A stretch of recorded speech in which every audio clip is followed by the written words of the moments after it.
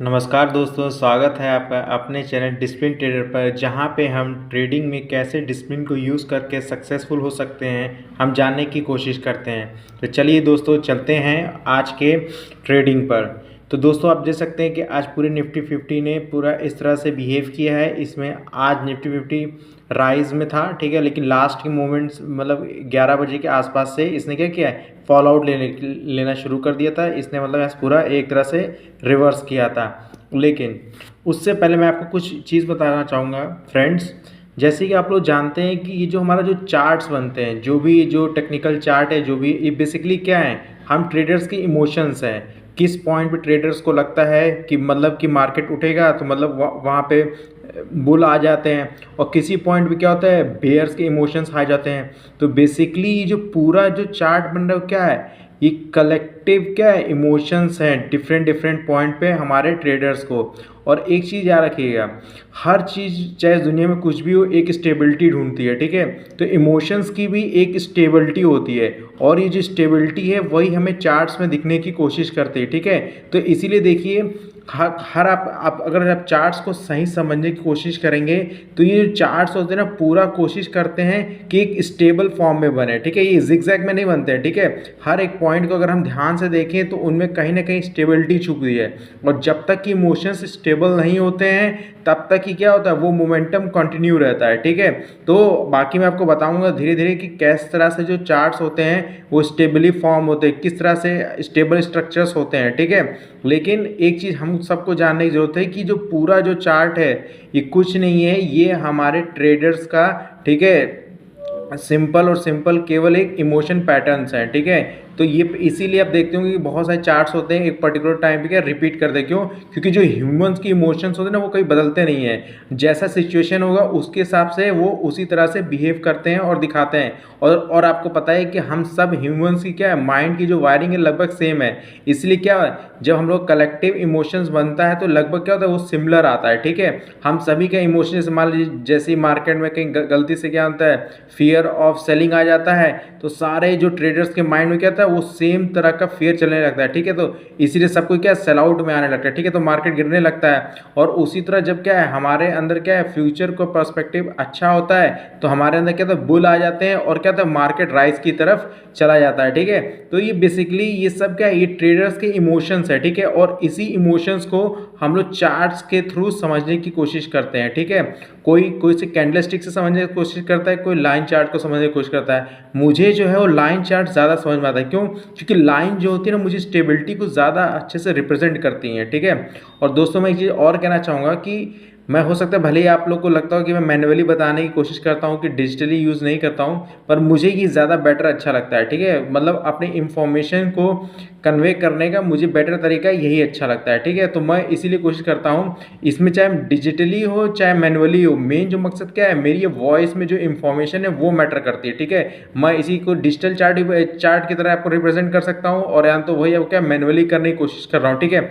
और थोड़ा बहुत मैं अपने आप को इसलिए भी थोड़ी डिजिटली नहीं करता हूँ क्योंकि मेरे पास थोड़ी रिसोर्सेज की कमी भी है, ठीक है। लेकिन जब तक वो कमी नहीं है तब तक कि मैं आपको कोशिश करूँगा कि पूरा मैं आपको मैनुअली समझाने की कोशिश करूँ, ठीक है। तो मेन हमारा फोकस क्या है, इन्फॉर्मेशन होना चाहिए, कि नॉलेज की मैं क्या बताने की कोशिश कर रहा हूँ, ठीक है। जब डिजिटली होगा तो भी मैं ही हूँ जो बताऊँगा, और जान तो मैनुअली है तो मैं ही हूँ जो आपको बता रहा हूँ, ठीक है। तो किसी ने कहा ना, डोंट जज a book by its cover, ठीक है। तो आप कवर आपको भले हो सकता है अच्छा ना लग रहा हो, लेकिन आप ये देखिए कि मैं क्या डिपेक्ट करना चाहता हूँ, क्या किस पॉइंट पे आपको चीज़ें समझाने की कोशिश करना चाहता हूँ, ठीक है।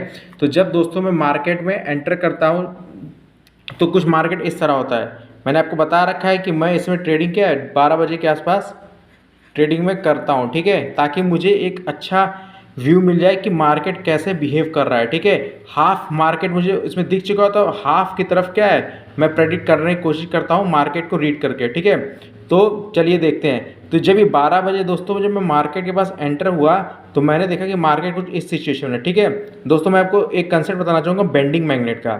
अगर आप लाइन चार्ट करते हैं तो अक्सर आपको क्या लगता है, बेंडिंग मैग्नेट मिलेगा, ठीक, मतलब बेंड होते हुए कुछ लाइनें मिलेंगी जो इस तरह से चार्ट में बेंड हुई है, ठीक है।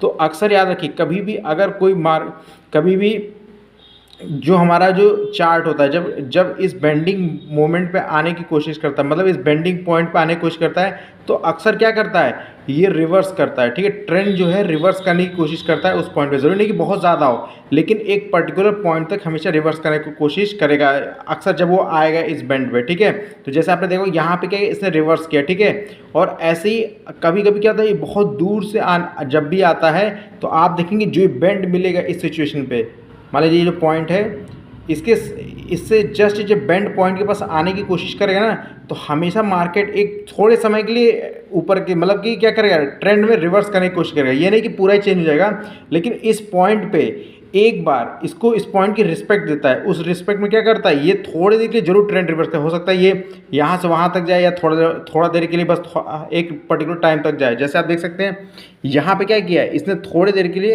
ये गया अपना राइज करके या फिर उसके बाद आया। ठीक है, लेकिन इसमें दिक्कत ये होती है कि हमें ये नहीं पता था कि राइस कितना होता है। ठीक है, तो आप इसे स्कैल्पिंग पर्पस के लिए यूज़ कर सकते हैं। ये नहीं कि आप पूरा मार्केट ही पूरा यहाँ से रिवर्स कर जाएगा, ऐसा नहीं होता है।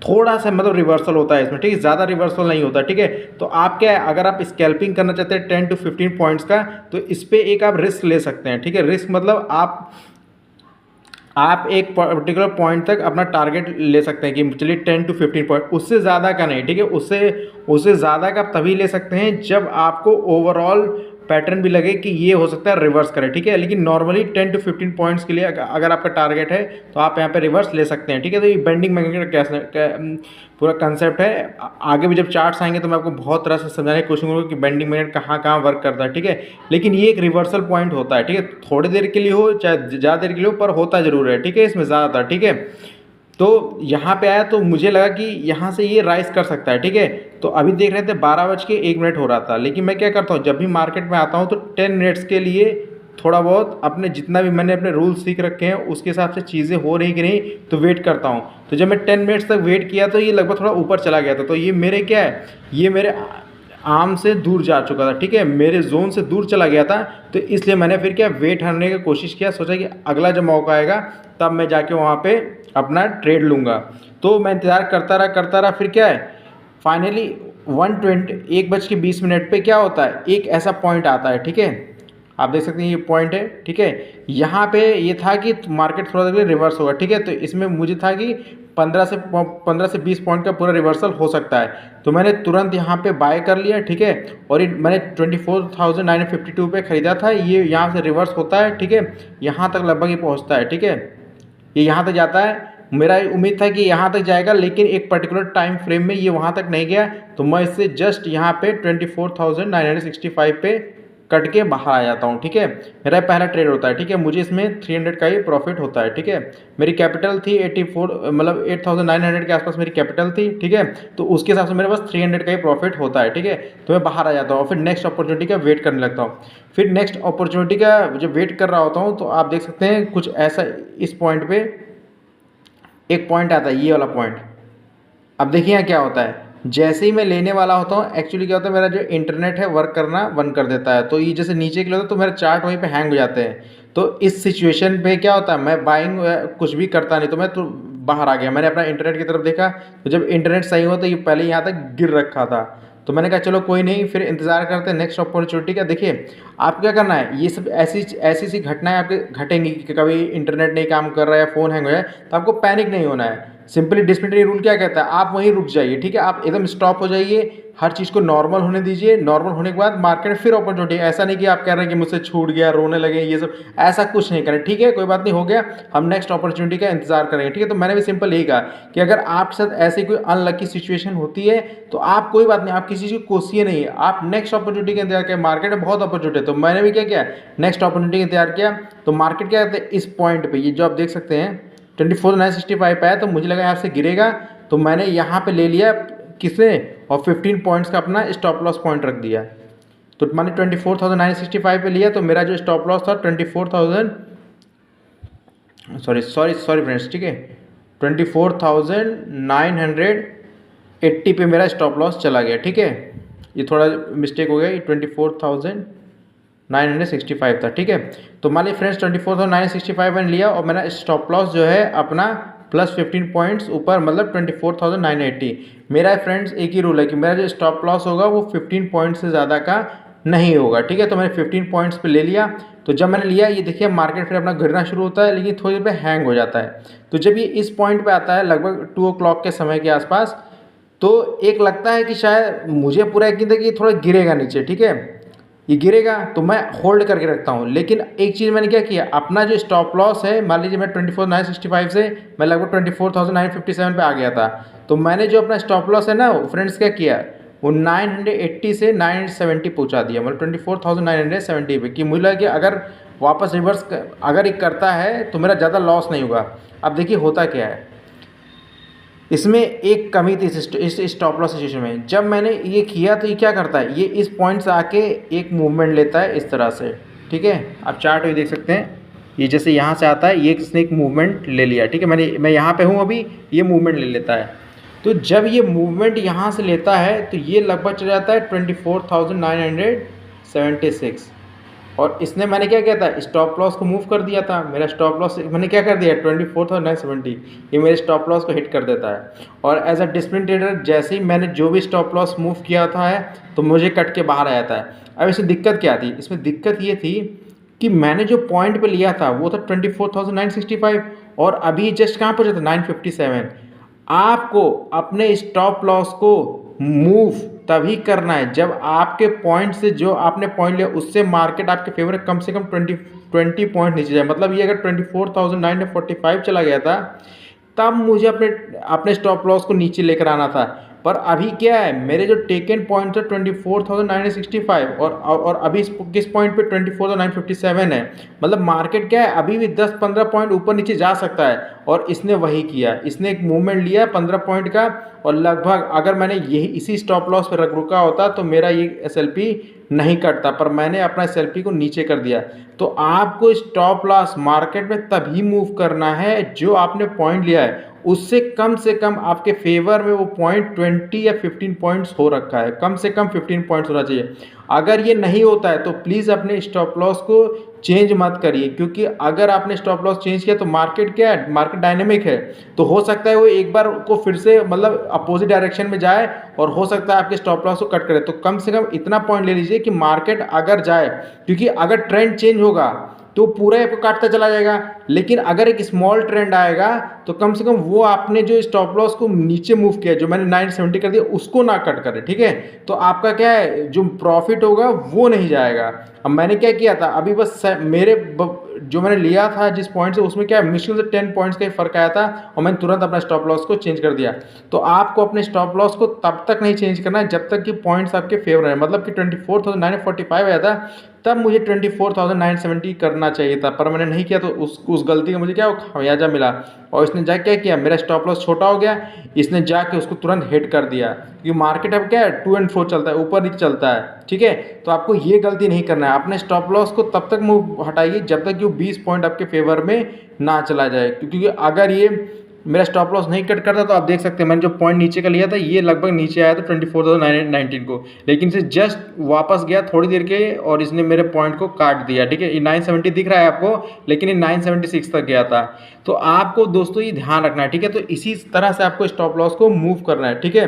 तो क्योंकि अब मेरा एक लॉस हो गया तो मैंने अपने मार्केट को वहीं पे विराम दे दिया, वहीं मार्केट स्टॉप, क्योंकि मैं एकदम डिसिप्लिन ट्रेडिंग से फॉलो करना है, ठीक है। डिसिप्लिन ट्रेडिंग, ठीक है, लॉस हो गया कोई दिक्कत नहीं है, पर अपनी मिस्टेक्स को लर्न करना है कि अपने स्टॉप लॉस को ध्यान से आपको मूव करना है, ठीक है। ऐसा ही नहीं मूव कर देना, ठीक है, एकदम पूरा सोच समझ के कि मार्केट कितना तक जा सकता है। अगर मान लीजिए मार्केट 20 पॉइंट्स पर नीचे जाके ऊपर चला जा रहा है ना, तो इसकी पूरी प्रोबेबिलिटी आपको ऊपर भी कट जाएगा, ठीक है। तब आप अपना स्टॉप लॉस को नीचे ला सकते हो, कि मान लीजिए अगर 70 कट रहा है तो 80 भी कट जाएगा, ठीक है।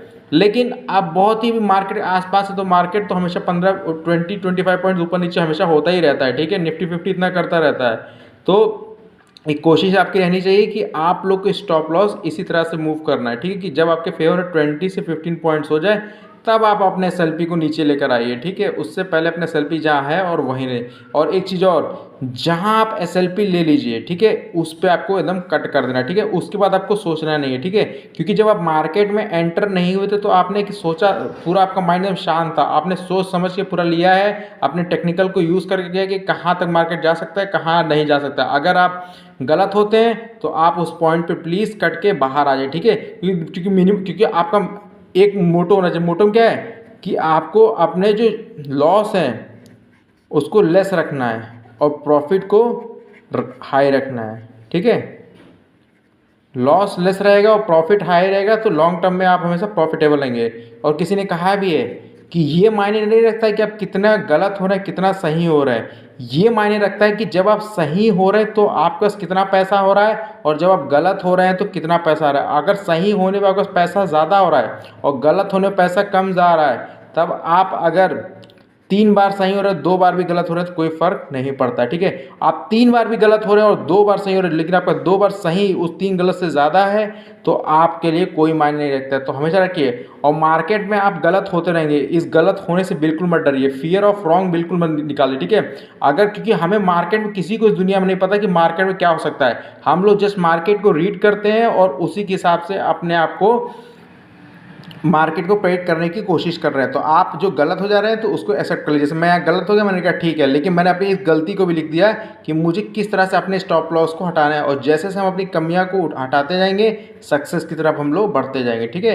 तो फ्रेंड्स यही था इस पूरे आज के दिन, ठीक है। तो मेरा जो था पहले 300 प्रॉफिट था, दूसरे वाले मेरा क्या हुआ 500 का लॉस हो गया लगभग, ठीक है। तो मेरा नेट 150 का लॉस प्लस मेरा जो मान लीजिए ब्रोकरेज होगा तो मतलब 350 का लॉस मान के चलिए, ठीक है। तो यही तरह से फ्रेंड था पूरा सब कुछ। रुझे मैं आपको दिखा भी देता हूँ अपना। तो आप देख सकते हैं कि मेरा जो लॉस था पहले 356 से प्रॉफिट हुआ था और 540 का फिर लॉस हो गया, ठीक है। मैंने शुरू में सी लिया था, 2500 से प्रॉफिट होता फिर पी लिया था, ठीक है। और पी ये उठा भी था, लेकिन फिर बाद में, क्योंकि मैंने आपको बताया है कि मुझसे थोड़ा मिस्टेक हो गया था, ठीक है। मेरा एसएलपी कट गया था, ठीक है। तो आपको एकदम सोच समझ के एसएलपी को करना है, एकदम एसएलपी को सही से मूव करना है, ठीक है फ्रेंड्स।